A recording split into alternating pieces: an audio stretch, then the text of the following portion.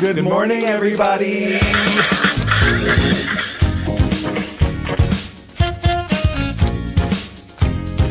Wake up. Wake up, wake up. In Provincetown. This week featuring Wake up, wake up. Can I have some coffee? I have some coffee. Ooh, Starbucks. Where are you? I'm in the big city of Boston today. You. That's exciting. Are you doing? What? I was just gonna say good morning, everybody. It's Friday, March 12th. Yeah. If you're watching on Facebook, we would appreciate if you switched over to our YouTube channel. We just feel like it's a better experience, a better viewing experience. If we can get everyone on YouTube, all the comments will be right along the side and everyone can be together. Yeah, send us comments, say things. Yeah. And while you're over there, of course, hit subscribe. So I'll be back from Boston soon. Peter's surgery went well. He said I was allowed to talk about it. That's really good to hear. Well, he we didn't really say anything, didn't tell anybody. Yeah. And I'm like, how am I going to explain what I'm doing here in front of this gorgeous city mural? Cute. You're in your hotel room? No. Are you at Starbucks? I am at an undisclosed location in the South End at a friend's apartment. They are in Provincetown. So we are at their place here. Oh, that's perfect. Really but it is so great to hear that Peter is doing well and is on his way to being incredibly healthy. I'm very excited for him and for me. Yeah, I'm sure you are. For those of you that don't know, last night was the first night in a year and a half that he didn't snore. That is exciting. I know. I'm like, just like that. That problem is maybe gone. Wow, that's really exciting. Yeah, so hopefully, his smell and his taste can come back. If you've never had a problem, people, with your nasal cavity or with blockage or whatever you want to call it, it's a rough road. Yeah, I imagine that's not fun. When I had coronavirus in March, I lost my smell and taste like most people. And it's just a really weird experience to know you should be smelling something and you're just your brain is like, what the hell? Why are you not smelling it? Mm-hmm. But that's really exciting to hear that Peter is going to be back to being super healthy. And it's like you take these things for granted, like being able to smell your food. And so I think after a year and a half of not being able to, there will be a heightened appreciation for things like, curry paste sauteing in the kitchen. Mm. The smell of coffee in the morning. What is that, a large cold brew? All I said to her, I don't know the sizes at Starbucks because we don't have one in town. I don't ever go to a Starbucks. I was like, I need 2 of the largest black iced coffees that you guys can do. Perfect. Whatever you call that, I want it. I think it's a Trenta. Yeah. Sure. Where's your coffee? I already drank mine. I can't get out of bed without having my coffee. You never drink coffee on air anymore. Well, it's because I've already had too much by that time. I literally stumble out of bed like a little creature. I have my coffee set up. I turn it on, go back to bed. And then when my snooze gets again, I go get it. And then I go back to bed and drink my coffee like a little creature. Hello? Somebody just came in here. Oh, great. Hello? It's Jeff. Hi, Jeff. Hi. I'm doing a live show right now. Sorry. That's okay. Jeff. Harrison says hi. And overpromised the apartment. No worries. Have fun. Okay, see ya. I love that. Besides going to Boston, did you have a good week besides that? What happened before this? It felt like everything was leading up to this. We got here Wednesday night. We didn't do trivia on Monday. So the whole week was just coming here and getting ready for this. Yeah. How was yours? My week was fine. The reason we didn't do trivia and also the reason we're doing this the past 2 shows from our separate locations is this past 2 weeks ago, I had some pretty heavy exposure to someone who was positive with coronavirus. So I did a full 2 weeks of isolation. So my week has been not leaving the house and binge watching television. I think it's also important to mention that, the current head count or case count in town is something like 8. And I saw a lot of people online being like, it was American Horror Story. I don't think that's true. Right. It was a group of friends who had the misfortune of having coronavirus creep into their pod. The pod was heavily infected. But I know for a fact that every person who tested positive did exactly what they should be doing. They informed everyone they had been into contact with, they isolated, they quarantined, and most people are coming out the other side at this point. So I do think that case count will go down again, and those that will be moved into the what is it, recovered column. Mm-hmm. Yeah. But exactly what the reason we're doing all the testing, the reason we have these isolation protocols in place, all of that happened, and we're going to come out the other side of that, having everything be good. Mm-hmm. But I did, like I said, I did a lot of binge watching, and one show that there are 4 seasons of the show, and I watched them all in the last 5 days with my roommate Benji. But it's a show called Search Party. Have you watched it, Bob? It has Maybe from Arrested Development, right? Exactly. Alia Shawkat is her name, but the show is really incredible. It very much is, if I were to describe it in its most simplistic form, I would say it's Seinfeld for millennials. Mm-hmm. Where it's 4 friends who are all like, literally the whole first season I was like, who am I supposed to like, because I don't like any of them. Not even her? She's kind of the worst one. Oh, like everyone else is kind of like very obvious unlikable characteristics, and she is kind of just like this baseline awful. mm-hmm. And it's kind of the theme of the show is like people who are awful also trying to be good. But it was Carmen Silva loves it. But it was so good. It's I would definitely recommend watching. It's fun, especially if you're a millennial and kind of hate yourself. You will really enjoy it. But it had a lot of people, like JT Firstman, who's an Instagram celeb was in town last summer. He was in it. Benito Skinner, who's one of my favorite Instagram comedians and YouTube personalities, is in it. It's so good. But I'll definitely give it a watch. Highly recommend it. And you watched Drag Race as well this week. Yeah, last week's Drag Race was Snatch Game. I don't know if y'all remember, but I did make some predictions or hopeful people that they do, but unfortunately I was wrong about every single one. None of them did the people that I thought they might do. Hopefully they will all see my video, and when any of them are all back on All Stars, they will take my suggestion into consideration. It was a decent Snatch Game, though. What'd you say? It was a decent Snatch Game. Yeah, I was kind of every season the girls kind of have their strengths and weaknesses, and I think the season's incredible and all the girls are really phenomenal, but I do think that I was kind of not expecting it to be great, just because I didn't think like comedy and improv is a lot of their strengths. But I think it was up there with some of the best Snatch Games. There were 4 people who I thought did really, really incredible jobs. My favorite was Denali. She did Jonathan Van Ness from Queer Eye, which was so incredible. Gottmik won for doing Paris Hilton, which has been done really poorly in the past, and she did a really, really great job. Yeah. She looked just like her, but she does her makeup in real life. Yeah, she's done her makeup in real life, and it was funny on the judging. They were like, do you think Paris is going to be mad at you? She's like, oh, dear God, I hope not, because I want to paint her face again. But on Gottmik's YouTube channel, she did a live chat with Paris as Paris, and it was very fun. Good morning, Tim Eustace. Good morning. I love this. We never can see these comments normally. Usually we don't have the screen right in front of us, so we don't get to see those comments. So it's nice to be able to see them and interact with y'all. In case you're just tuning in, you guys, we do have a really wonderful show for you today.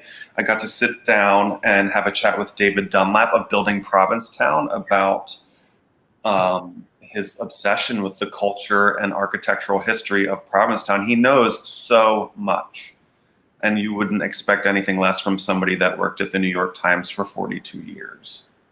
Yeah, and this town is just full of interesting things. Like every house you pass constantly every day on your way to work, you like read those entries and you're like, what? I know, and especially now I'm doing a lot more walking around my neighborhood than I normally would because we just have more time. You're quarantining or whatever, and I'm always like, oh, I wonder who lives there. I wonder what the story behind this house is. Oh, I wonder what that used to be. And it's all right there on the website. Mm-hmm. The house I've lived in for the entire time I've been in Provincetown has no entry. I'm good, and you can comment on them. I'm just gonna comment and just say home of beloved morning talk personality Harrison Fish. What about Stefan? Who? And then, I'm just kidding. and also, I'm so excited to talk to Ori about her campaign for select board. I'm super excited about her running for the select board.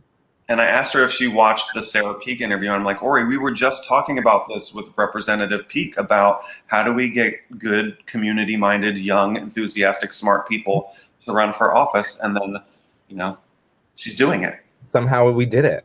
We did it. I'm so excited for her and worried for her. Yeah, I mean, just like we were talking about when we were talking about the Alex Morse getting the job for town manager, being public service in Provincetown is a very challenging position to be in.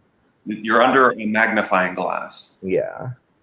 I much prefer doing something like this. I can reach out to the community, but if anyone gets mad, I can just be like, ha ha ha, top. She can hack it. She's going to do great. Yeah. But I think it is official that Alex Morse will be our next town manager. From what I hear, negotiations are done. I don't know any of the details about it, but that's really exciting. Yeah, they haven't announced a start date yet, but he's coming. Yeah, it's super exciting. Congratulations to Alex Morse. And we look forward to having someone hopefully last longer than 6 months in our town manager position. He will. I think so. He has really incredible experience in local government. He loves the community, which is super important. I do think everyone who ran did love the community.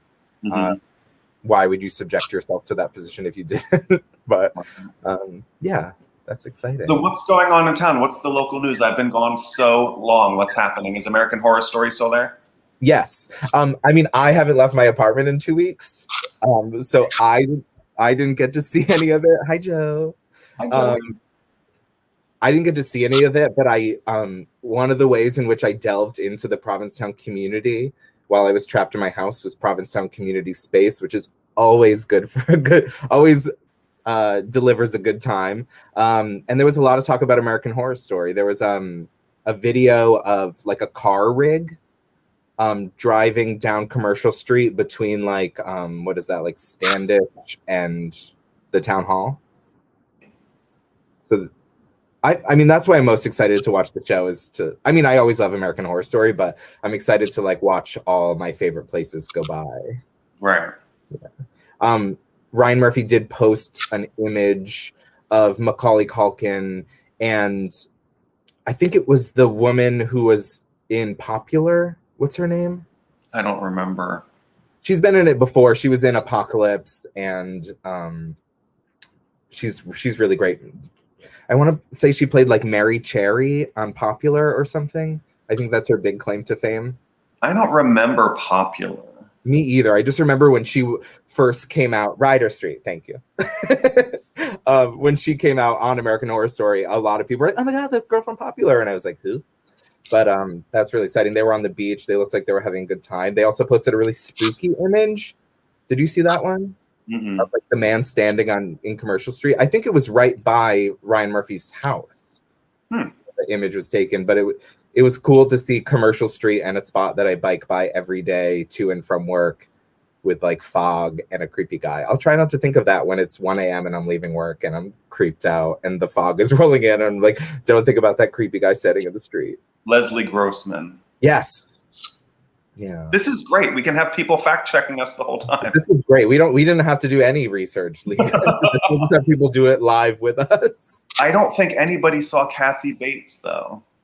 No. I mean, was Adam Howard, were you serious about her stealing your sledgehammer? Oh wait, that was a joke in reference to Misery. I just got it. I'm so sorry. I literally just got it. Oh, I just got a text message saying that Alex Morse is currently looking for housing. So if you know of an apartment or if you have a room in your apartment, Harrison. I mean, I have half a queen size bed that's available. I'm just kidding. Oh, wow. We're episode 2 of Marry Harry. Whee! It's just me anonymously interviewing Alex Morse. I think that's a great idea. You know what is happening this weekend? There's so many things happening this weekend. What's happening this weekend? I'm excited because I'll be able to be there for all of it because I am almost out of here. Daylight savings time. I'm so excited for that. And also the Grammys are on Sunday. Ooh, who are you rooting for? I am rooting for Dua Lipa. Yeah. I think she definitely did Lady Gaga get a bunch of nominations or no? Not a bunch. They haven't loved her since the beginning, I feel. She got more nominations than The Weeknd. You heard that he said he's not going to submit his work to be nominated for Grammys in the future because he was complete in a year that he had like the biggest song for a solid year straight. You couldn't get away from that song. Yeah. He got 0 nominations this year. And when asked why, the voting body of the Grammys had this to say. We have a picture of them. Jonathan? I can't.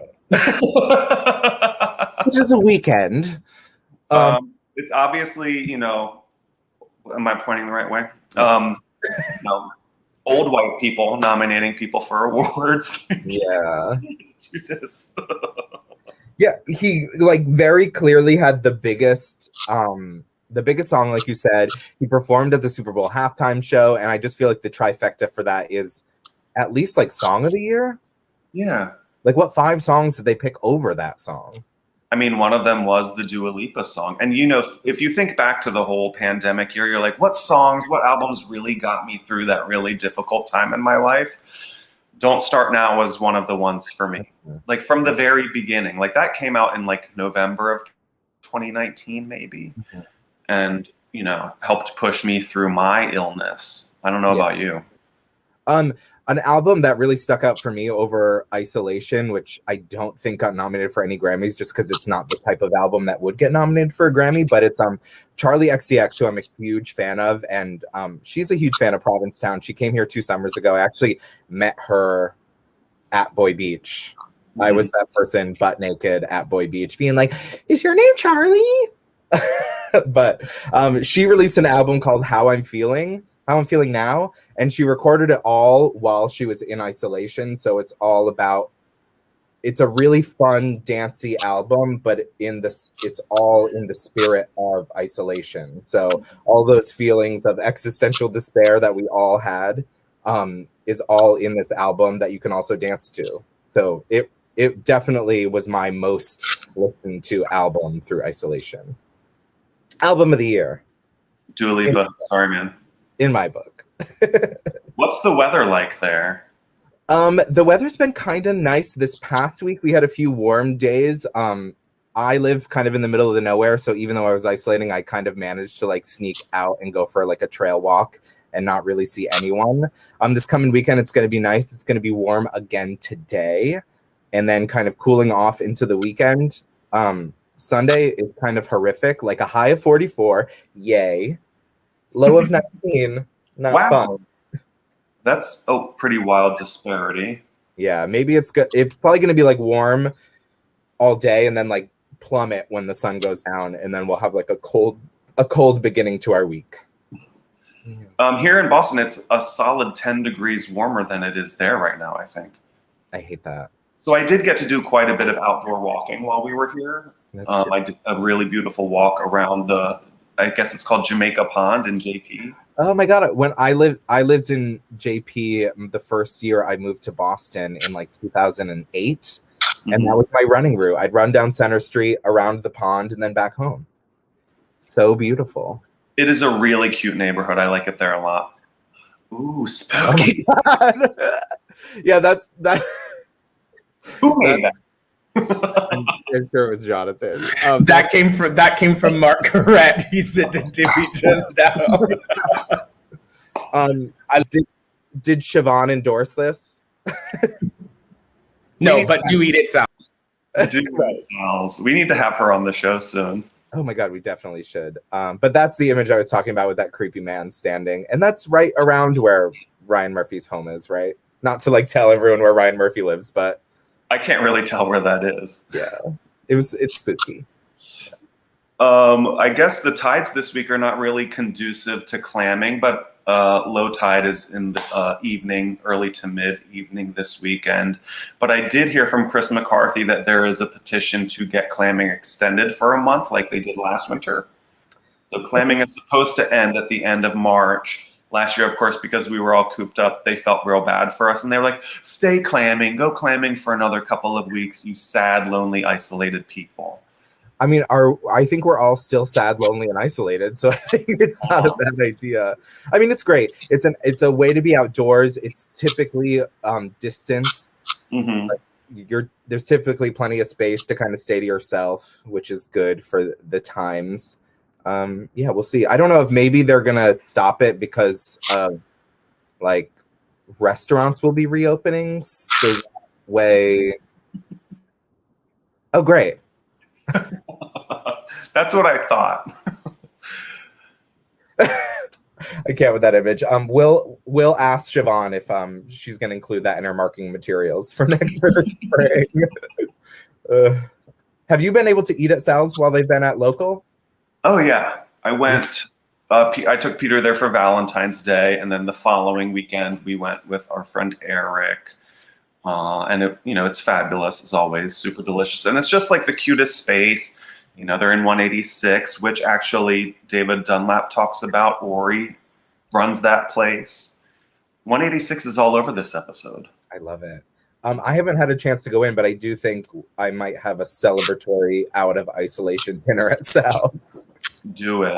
I do wish I was able to get there. What'd you say? This is your last day? Yeah. Go tomorrow. Yeah, that's not a bad idea. But I do wish I was able to make it there for Valentine's Day because everyone I talked to was there on Valentine's Day. It was like the who's who of P-Town Valentine's Day at Sal's. And Peter and me. That's who the who's who is, Bob. Duh. We need to get onto this David Dunlap interview. You guys, if you have never been to buildingprovincetown2020.org, it is as David tells you in the interview, a deep dive into the architectural and cultural history of Provincetown. You're going to enjoy this a lot, I think. So take it away, David.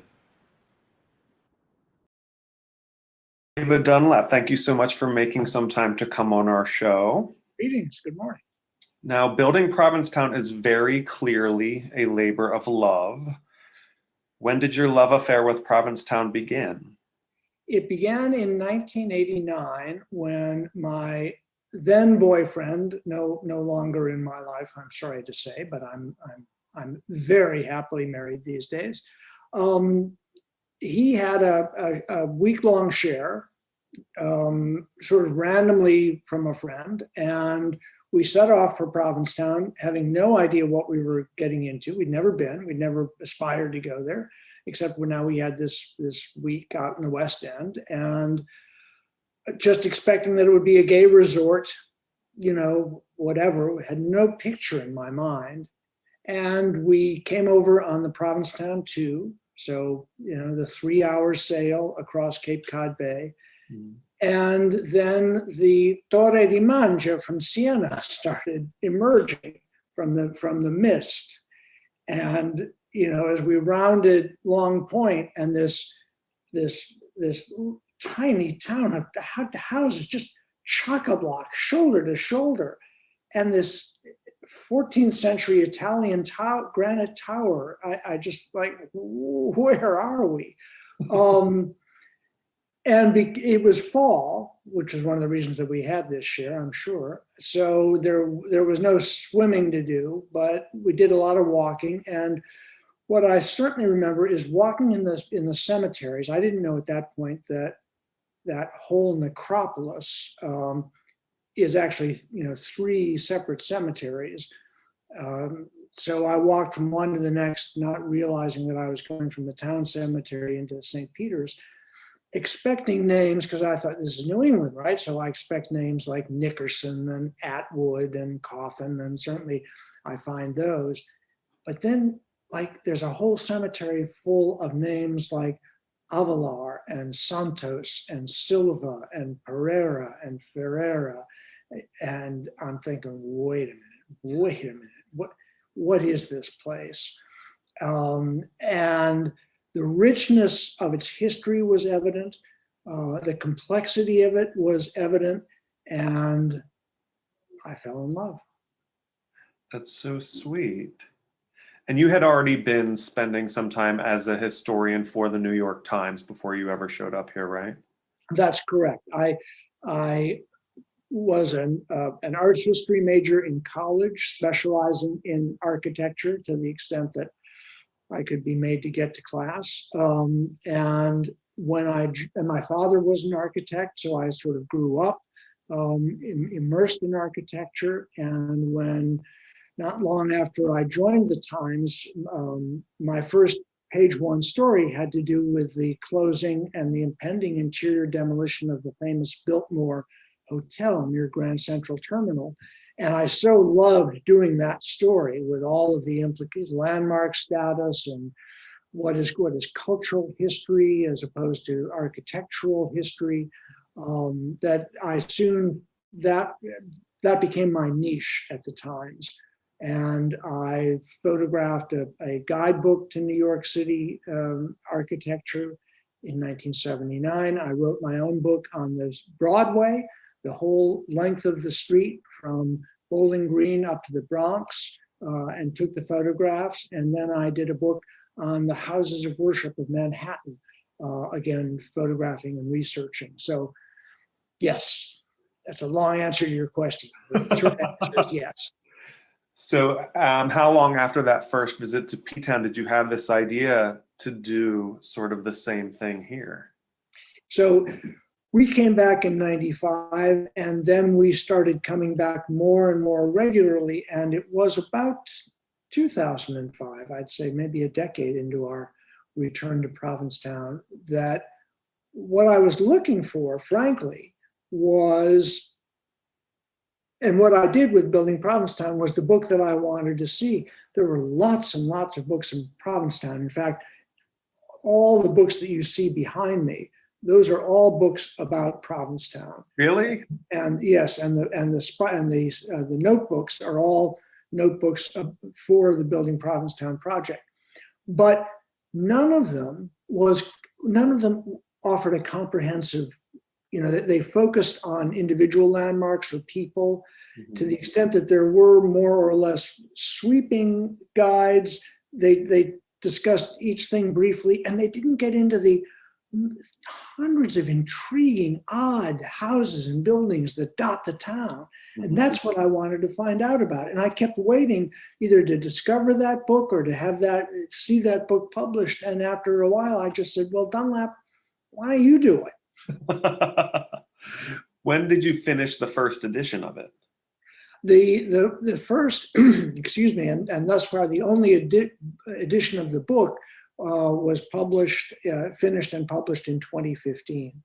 I started the website in 2009 as kind of a preparation for the book, and it is the revised version of that website that now consumes my energy in retirement, because I really want to do a comprehensive job on every single building in Provincetown before I die. Well, your work so far, I mean, I've barely scratched the surface of the newest iteration of the website, and it is exhaustive and very impressive. I mean, I found my own name on it. Oh, where are you? I'm sorry, I should have. I'm on Aunt Suki's Way. Oh, yes. And so I have to ask you, who the hell was Aunt Suki? Nobody around here knows.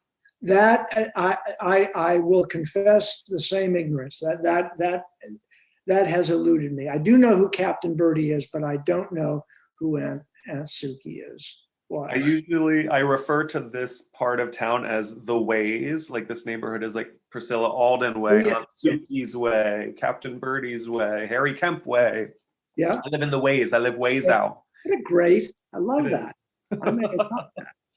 And my friends that grew up here, my friend David Silva, he was like, "Oh, there was no such person. Somebody just made that up. They dug it up, named it, whatever the hell they wanted, and now that's where you live." And I'm like, that can't be true. No, I know. That's one of the things that, and one of the things that is so marvelous about this project is that Provincetown always rewards. I'm going to use a phrase that I hate when I hear it on Zoom meetings, but here it goes: a deep dive. Just you cannot exhaust its history, or at least I haven't found the bottom of it yet. And I am convinced things are done for a reason. Particularly in the 1950s or 1960s, what we now call the select board would not have simply adopted a random name. Right. But I have yet to find in the minutes of town reports any discussion of Aunt Suki. But I will either find the answer for you or die trying. Thank you, sir. And as you know, there's a lot. It's everybody that comes here goes, oh, 10 years later, they're like, this isn't the same place as when I got here. There's so much of that. It's different from when I came. It's different from when you came. I think deep down the soul of Provincetown remains the same. I didn't even know, for instance, the building where last summer it was Lululemon. Before that, it was Marc Jacobs. Right. Like I was reading your entry. I think it's 184 Commercial Street. Yeah, 184. Because that was a really interesting entry. The fact that the lobster traps in the front yard and yes, and the smell of lobsters and clams and yeah. Yeah, so right like your writing really, it just like placed me there. Oh, great. It's really evocative. When the cover credit to the book says David Dunlap and the people of Provincetown, and that was not an idle sentiment. I mean, that it is so true that without the generosity, the astounding generosity of the people of the town, I couldn't have even touched a project like this. And one of the great things about the web is the ability to post something on Facebook, on Instagram, and then almost in real time get these responses from people who say, oh, my aunt so-and-so lived there. And would you like to see pictures of the house as it looked when she lived there? Would I ever?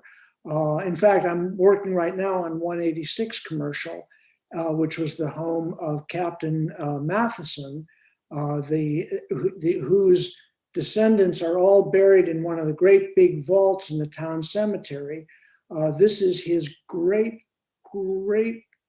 granddaughter, I think, with whom I'm communicating. And she's offered pictures of his funeral, the horse-drawn hearse in front of 186, which we now know as Enzo, and over the winters where the Sal's pop-up is. Mm-hmm. And now I have recollections of people who knew that house as a dwelling, and I can put those in the entry. And there's no way you can do that with a book. Right. You've gotten some really incredible photographs in there. The access that you've had, I saw some pictures from Jennifer Cabral's cupola. Among the things on my bucket list was getting to the top of the Grosier Cabral house cupola, and Jennifer couldn't have been more welcoming. And have you been up there? Yes. So that last flight of stairs, when you sort of, it's like being on a ship, right? And then you get up to the top, and the town just unfolds around you. It's magical. It is really spectacular up there. But if I may, I'll just take a moment to, since we're talking about Jennifer, who lives at 160. This will give you a sense. There we go. Oh my God, that whole binder is just about the one house. Actually, no. What I did, just for the ease, each binder has the number of the beginning house Okay. in the foot. So the next one over is something like 165. So this is 5 houses. And so are there any copies left of the 2015 book? Unfortunately, no, there aren't, and it's a source of considerable anguish because so many people want it. But here was the thing, and I perfectly understand when the book was funded by the town through a community preservation grant, and the deal was, and this was voted at town meeting in 2010. The deal was this: that the town would appropriate $10,000. I would do the book for nothing. I mean, just absolutely free. And the designer of the book also gave his services for free. So that, which freed us up to use that $10,000 very judiciously. And what we did was the contract, that it was only printing was this really basically the sole expense. So we took that money to a variety of printers and found this marvelous printer in New Hampshire. Really did first-rate work. When you think of how small those pictures are, the clarity with which they're reproduced is really astonishing. And he was able to give us, I think finally it was the final contract was for $12,500 for 1,000 copies. So that meant we were buying it for $12.50 a copy, which was a terrific price because it allowed us to sell the book for $20. Mm-hmm. It was absolutely my intention and the intention of everyone else associated with this project, which included, and I don't want to fail to mention Doug Johnston, the former town clerk, Eric Gray, and Stephen Borkowski. It was to have a book that the people of Provincetown can afford. Mm-hmm. Not, I mean, with all due respect, the wealthy wash ashores. I don't have to tell you, Provincetown is a poor town, fundamentally. And I wanted a book that people who live here could buy and keep. So we were able to do that. I think $20 was a great price. It sold out immediately, so we did a second run. Mm-hmm. Then the question was, before the historic committee, would they recommit to a third run? And they were just not sure that it would sell out. Mm-hmm. And they were just not sure, $10,000 is a precious sum of money for town spending. And they just weren't convinced that they could do it again. All that money was coming back into the town coffers and into a dedicated fund to be used by the Historic Commission, if I'm not mistaken. But the gamble was too high and it was already getting out of date. And that's one of the problems with books. Thank you very much for keeping the history alive. I think it's so important here because it can just fly by and things do change so fast. And it's really nice to be able to see that even online. Yeah, well, I'm so glad that it's working that way because that's the intention. And when will you be up here this year? I hope this summer. I haven't had the vaccine yet. I hope to get it, but a lot obviously depends on where things stand and whether Scott and I are vaccinated and all that. But I hope very much to get up because, among other things, I want to see. I guess there's an exhibit now up at the monument on the Wampanoag, and that's something that I'm going to be wrestling with: is where to situate entries about the original inhabitants of the Cape End, and do we have evidence to suggest that there are specific sites in Provincetown or the province lands that we can associate with the Wampanoag? Think of the research I'll be doing on that question. I don't think your work's ever going to be done. I don't think so. But when you get up here this summer, if you do make it, please look me up and let's have a drink. I would be delighted to do that. I look forward to that. Thank you again so much for your time, and hopefully I'll see you soon. Thank you. I look forward to that. Good night. Bye-bye. That was so great. Isn't he so awesome? Yeah. He knows everything. I know. I was perusing through the website last night to see. It was so fun. I love hearing all the history because we see places all the time. We're like, oh, it's a house. Oh, it's that bathing suit store. But like, little do you know, it has like this storied history and like a huge impact on the town itself. Oh my God, there's a copy of the book on Amazon for $333. A bargain. It's super collectible. It's so rare. And it's crazy to me that he was like, oh, the town wasn't sure that a third printing would sell out. I'm like, that was dumb to think that it wouldn't. It's like, it's such an incredible gift, like housewarming gift for someone who buys property in Provincetown. Like, no matter what, like that's the perfect gift to get someone. Right. And even though he was like, by 2018, the book's kind of out of date. I'm like, yeah, but that's like a time capsule. If the book's printed in 2015, this is everything right up until that moment. I would love to have one on my coffee table. Oh, totally. Especially like I said, for a housewarming gift, that's the year. If it's the year you bought it, that's perfect. They have to do like dated edition, like textbooks. Do you have a birthday call today? I do. But one segue from that. But speaking of the website, I did look up the Portuguese bakery, and it's been a Portuguese bakery since 1933, I want to say, or 32, since the early 30s. And it's been in the news lately because it did get bought and sold and bought.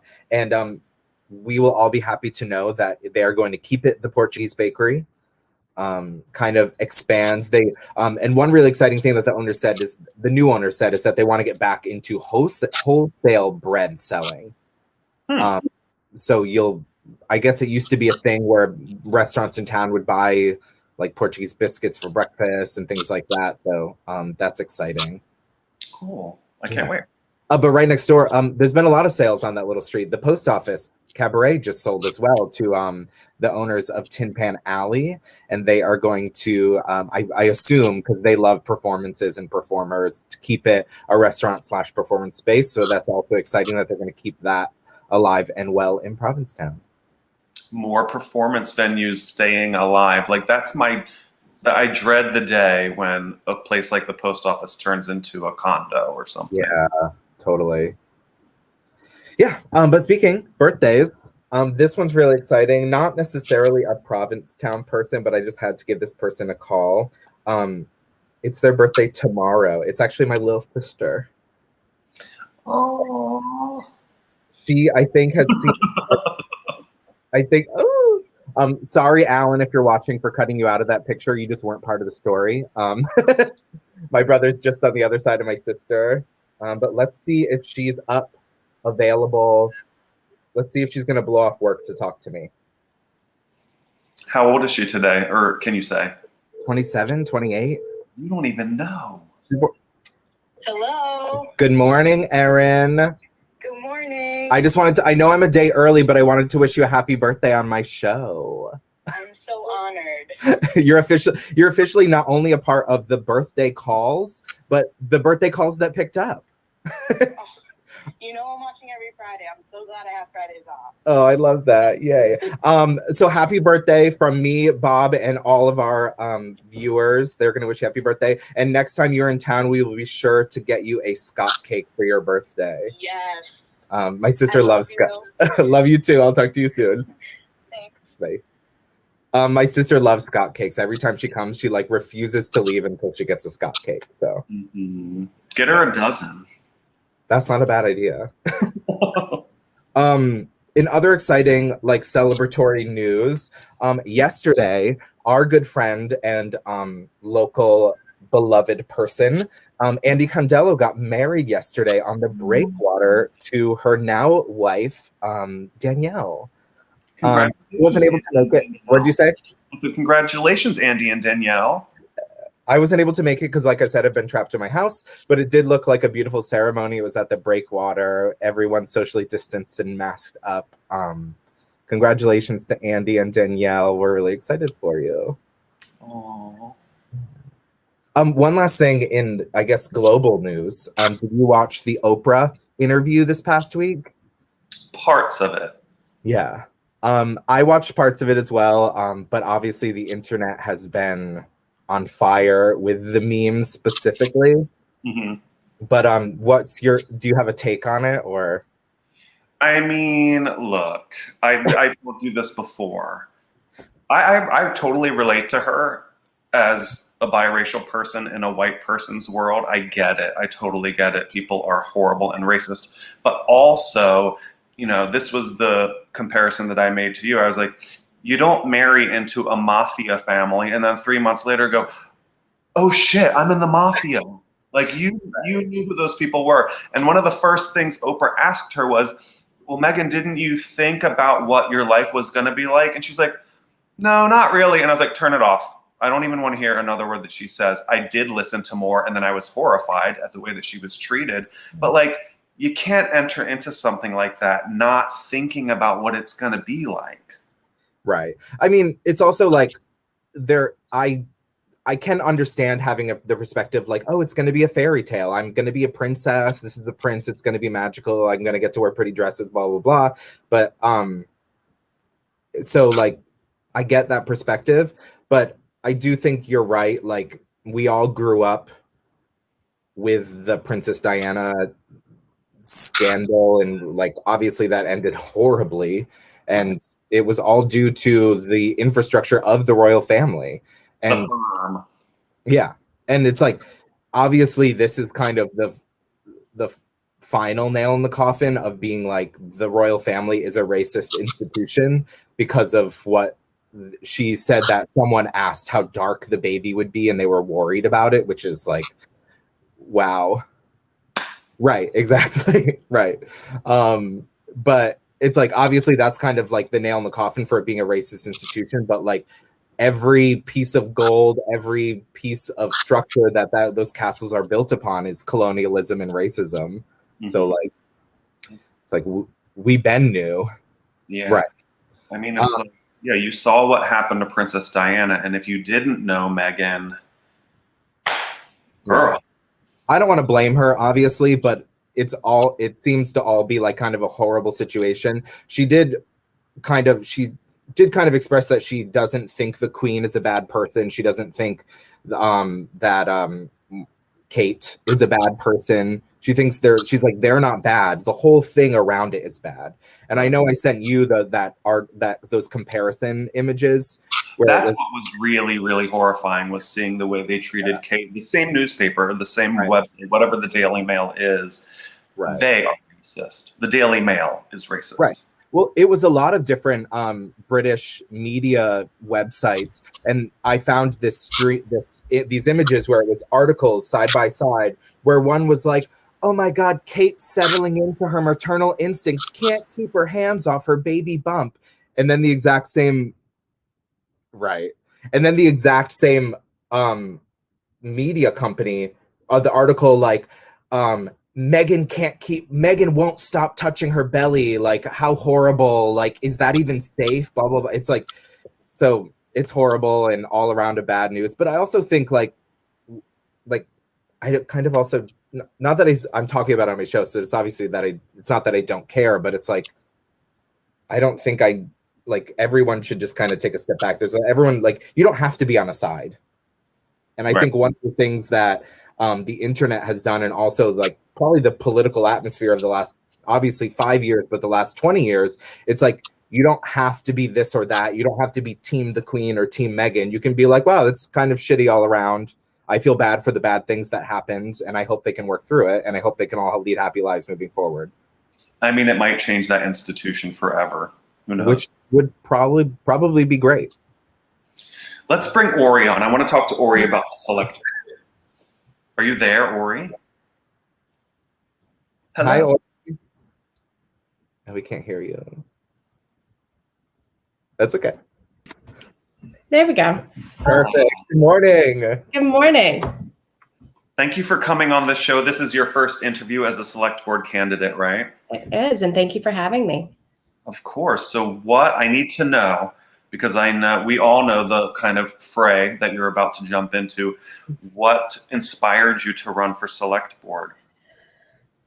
Well, so I grew up between Provincetown and Wellfleet, and this place is the only place I've ever truly felt like home. And it's my turn to give back to that community. Provincetown has done so much for me, and I'm doing well now, and I'm in a place where I feel like I can give back.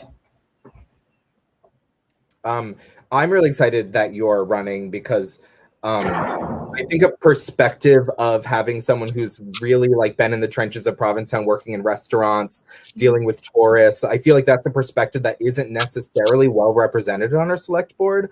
What about your experiences working in restaurants and really being in the fray of being on Commercial Street? What do you think that kind of perspective is going to bring to you being on the select board? Most importantly, a thick skin. We're all going to need that. But yes, I've been working in restaurants since I was 14. So for the past 16 years. And what is most important to me is it's taught me how to communicate clearly and respectfully with people from all different kinds of backgrounds. You know, I'm dealing with second homeowners. I'm dealing with locals. I'm dealing with Bulgarian J1 students, with Puerto Ricans who had to come here after Maria. And everybody is such an integral part of this community, and that's what makes Provincetown such a special place. Like, I'm effective, I know how to communicate, and I know how to work with others. What do you think is the number one issue facing our community today? Housing. It's going to be housing for the next 50 years, unfortunately. And I don't have one solution. It's not going to be an easy solution. It's going to take us the next 50 years. But if we don't fix the housing crisis, we can't fix the economy. It's all intertwined. And of course we still are dealing with COVID-19 and that recovery process. And I have dealt with that intricately at the restaurant.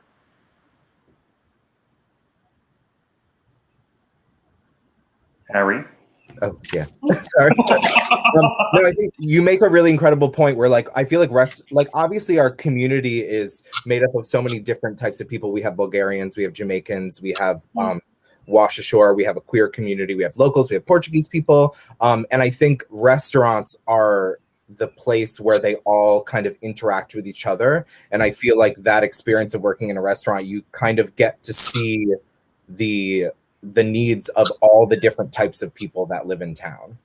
Absolutely. Yeah. You see how this town really works. I mean, restaurants are the backbone of our community here.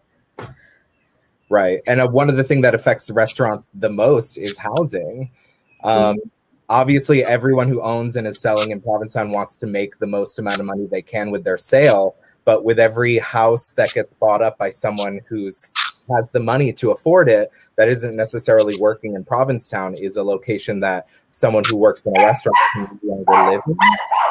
And like you said, over the next 50 years, like, little by little, there'll be less people available to work in restaurants and more people sitting in restaurants waiting to be served. Right. And it's not just affordable housing. Like, we really have to focus on median income housing here, because that is a huge segment of our population. Yeah.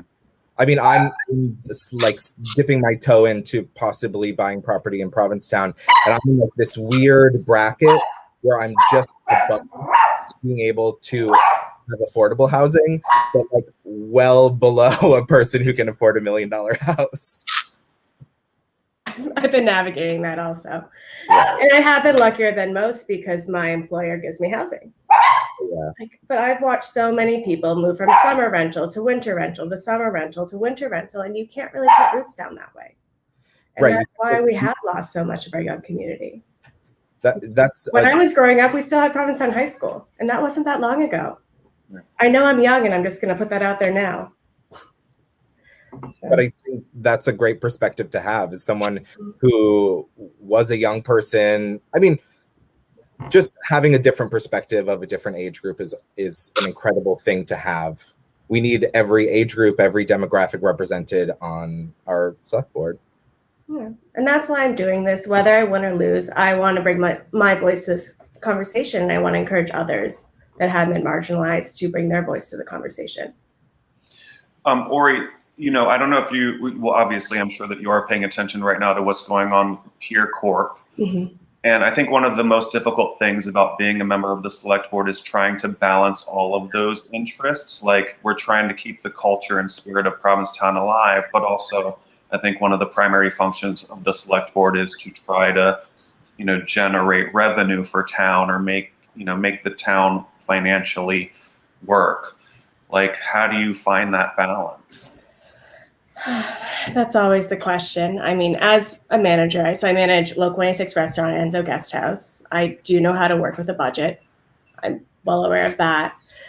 And Peer Corps, I believe, I don't want to blame it on one person, but it's kind of been put under the rug, and we need to fix the pier, and we do need to raise certain fees. But I think there's a way that we can do that with possibly grandfathering in some of the Provincetown and Truro residents. So it's not such a fee hike during COVID when people are struggling. I think there's a middle ground for that. And when is your election? May 11th. May 11th. And, we all know that this job doesn't really pay very much at all.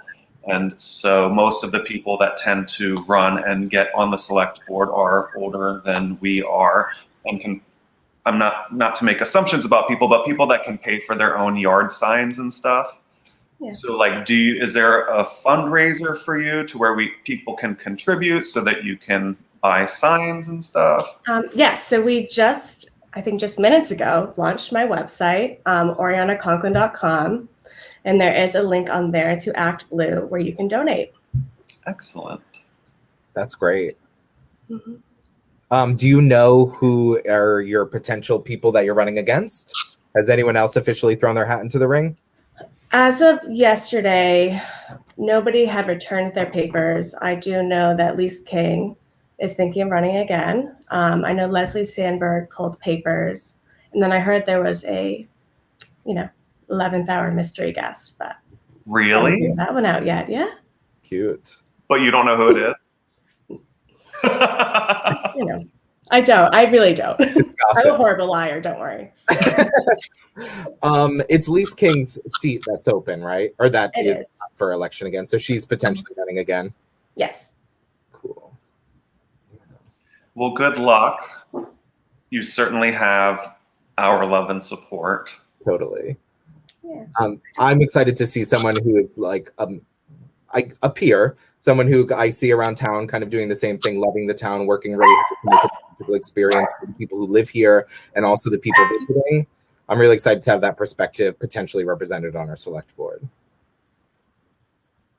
Rod, there's a lot of people that work in restaurants, and I don't feel like we're getting our voice heard. Right. Me neither. I agree. Well, thank you so much for joining us today and Wake Up in Provincetown. We will keep our viewers posted on everything happening in the race and everything that's happening with you. Okay. Thank you so much. Perfect. We'll see you soon. Yay. I mean, that's a young restaurant worker. Mm-hmm. Like, this is a huge block of the town. It's a huge block of the community and the economy. And it would be really wonderful to have some representation in our government.